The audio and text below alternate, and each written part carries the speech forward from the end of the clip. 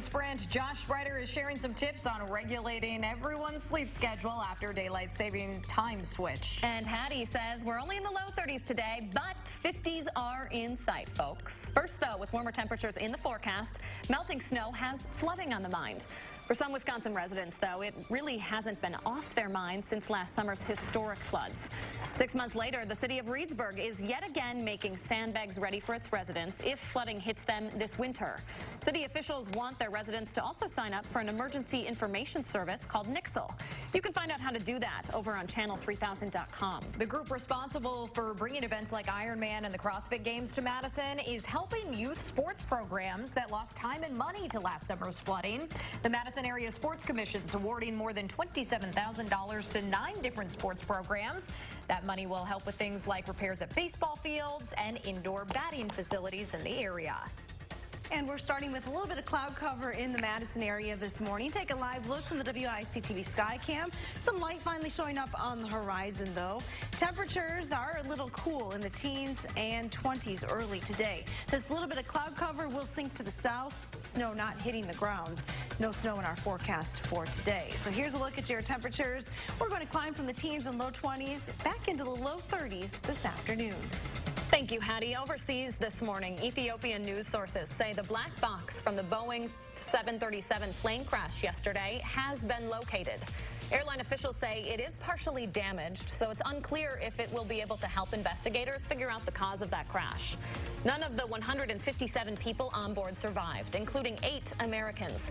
This is the second time in the last 5 months that a new model of that plane went down. This morning, China and Indonesia are grounding all of their 737 MAX 8 planes, and Boeing is postponing the launch of a new model. President Trump's expected to announce part of his latest budget proposal later today, which is expected to include more than $8 billion to finish a wall at the U.S.-Mexico border. It's also expected to ask for $750 billion in military spending. Congress has the final say in setting funding levels, and Democrats are already protesting the plan.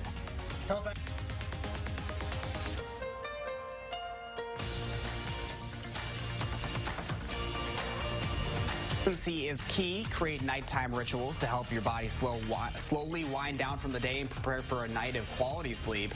Also, turn the screens off. The light and noise from TVs, smartphones, and other devices can help keep our brains revved up.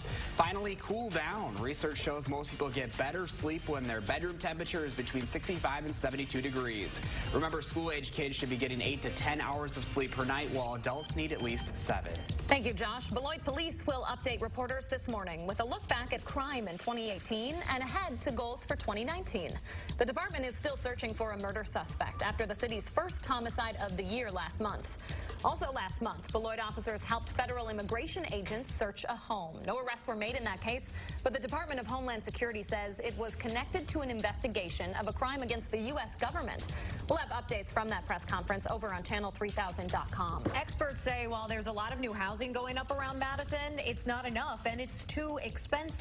The State Journal reports housing advocates, along with the city and county officials, say we need 13,000 additional units for those making less than 30% of the median income here in Dane County. Current Mayor Paul Soglin and his challenger in the spring election, Satya Rhodes Conway, are both making affordable housing a central focus of their campaigns. It just continues to pay dividends as it goes to the kids and the parents and everyone else for that consistency of care. The YMCA of Dane County says it's going to pay its after-school employees up to $4 more an hour to try and offset a worker shortage. Child care directors are having a tough job keeping workers around with a turnover rate as high as 35%.